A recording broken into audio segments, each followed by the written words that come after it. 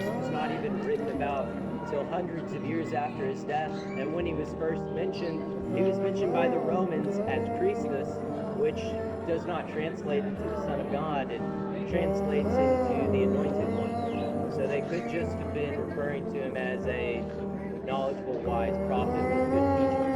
Well, if that professor who says that is employed by a state university, that's embarrassing. Why?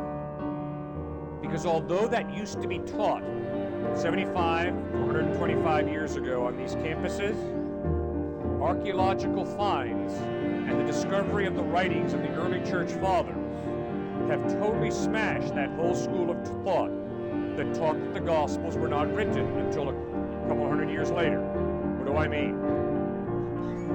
In 95 A.D., Clement, Bishop of Rome, wrote letters in which he quoted Matthew, Mark, and Luke.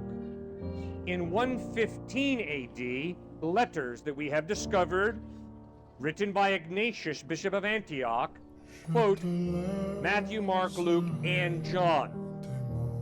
In fact, due to archaeological finds of the letters of the early church fathers, all of the New Testament is written about in those letters at the end of the first century, in the early second century. So that whole school of thought that taught that the Gospels were not written until hundreds of years after the event of Christ is totally false. Not only that, sir, but we discovered the John Rylands manuscript, which is a fragment of the Gospel of John. It's located in the John Rylands Museum in Manchester, England. It is a fragment of the Gospel of John that is dated between 115 and 130 A.D. So I'm sorry, if you have a professor on this campus who's teaching that the Gospels were not written for hundreds of years after Christ, that is an embarrassment to this fine university.